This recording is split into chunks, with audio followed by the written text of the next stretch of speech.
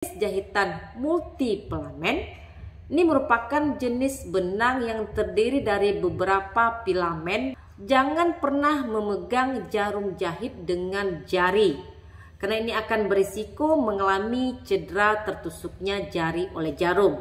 Cara lainnya, kita dapat memutar jarum sehingga ujungnya tepat menempel pada instrumen.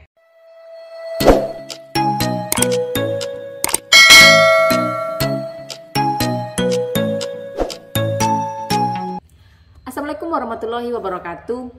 Ada beberapa ukuran benang operasi, mulai dari ukuran nomor 2, ini yang paling besar, hingga ukuran nomor 1, 0, 20, 30, 40, 50, 60, sampai ukuran paling kecil yaitu 10 0. Untuk ukuran yang 10 0 ini cenderung digunakan oleh dokter mata atau bisa juga digunakan oleh dokter saraf untuk memperbaiki saraf-saraf yang kecil. Saat benang jahitan berukuran kecil, maka tampilan benang menjadi sangat kecil dan juga halus. Oleh karena itu, untuk menangani dan menggunakan jenis benang yang kecil 10 0 ini, dokter akan menggunakan kacamata pembesar atau menggunakan mikroskop saat operasi berlangsung. Jahitan juga dapat diklasifikasikan berdasarkan jenis benang monofilamen dan juga multifilamen, atau bisa juga diklasifikasikan benang yang tidak bisa diserap dan benang yang bisa diserap.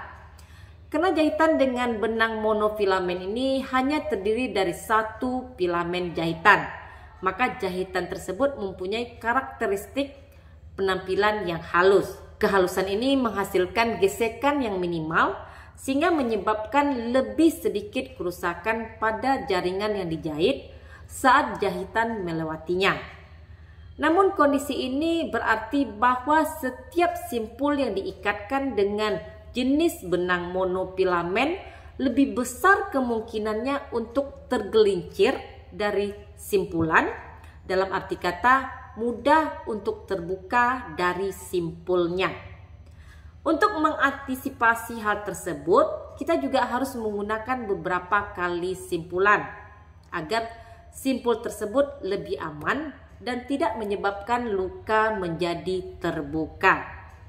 Sementara jenis jahitan multifilamen ini merupakan jenis benang yang terdiri dari beberapa filamen yang dijalin menjadi satu. Jenis benang multifilamen ini memberikan tampilan yang lebih kasar jika dibandingkan dengan monofilamen. Tekstur benang yang dikepang ini membuat jahitan jenis ini menimbulkan banyak gesekan. Walaupun dapat mengurangi risiko terlepasnya simpul benang, namun dapat menyebabkan terjadinya kerusakan pada jaringan saat bahan jahitan melewatinya. Selanjutnya saya akan bahas mengenai benang jahitan yang diserap atau absorbable dan benang yang tidak diserap atau non-absorbable. Jahitan non-absorbable merupakan jenis jahitan yang tidak bisa diserap oleh aktivitas enzim tubuh pasien. Dokter akan menggunakan jenis benang ini saat dokter menginginkan penguatan permanen atau dalam jangka waktu yang panjang, seperti penjahitan mesh pada operasi hernia atau penjahitan tendon pada kasus ruptur tendon. Dan bisa juga digunakan untuk menjahit pada lapisan kulit luar. Sementara jahitan absorbable ini merupakan jahitan yang bisa diserap seiring berjalannya waktu oleh aktivitas enzim tubuh, dan hal ini tergantung apakah jenis jahitan tersebut berasal dari bahan alami atau dari bahan sintetis. Jenis benang ini cenderung digunakan untuk jahitan lapisan bagian dalam. Saat menjahit luka, jangan pernah memegang jarum jahit dengan jari, karena ini akan berisiko mengalami cedera tertusuknya jari oleh jarum. Namun jika kalian mengalami luka tusukan jarum saat menjahit luka, pastikan kalian mengikuti prosedur atau kebijakan dari rumah sakit tentang cedera luka tusukan jarum. Ketika kalian selesai menggunakan jahitan, maka harus menempatkan jarum dengan aman sebelum menyerahkan kembali ke perawat instrumen. Berarti ini dikhususkan bagi operator-operator pada saat proses operasi berlangsung. Ini untuk melindungi mereka dan juga kita sendiri dari cedera tusukan jarum. Kalian dapat melakukannya dengan memegang ujung proksimal jahitan dengan ujung needle holder. Artinya, jarum dapat bergerak dengan bebas. Jadi, jika bersentuhan dengan jari atau tangan yang menggunakan sarung tangan, maka jarum tersebut tidak akan memberikan hambatan apapun dan akan mudah berpindah tempat tanpa menyebabkan cedera.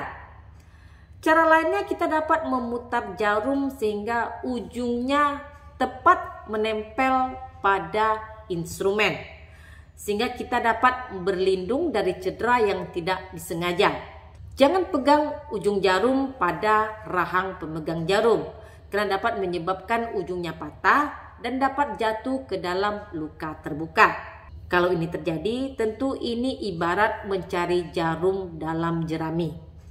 Terima kasih sudah menonton video saya kali ini. Jangan lupa untuk di like, komen, dan di subscribe. Dukung channel ini agar lebih berkembang, jadi saya lebih semangat untuk mengupload video terbaru. Sampai jumpa di video saya berikutnya.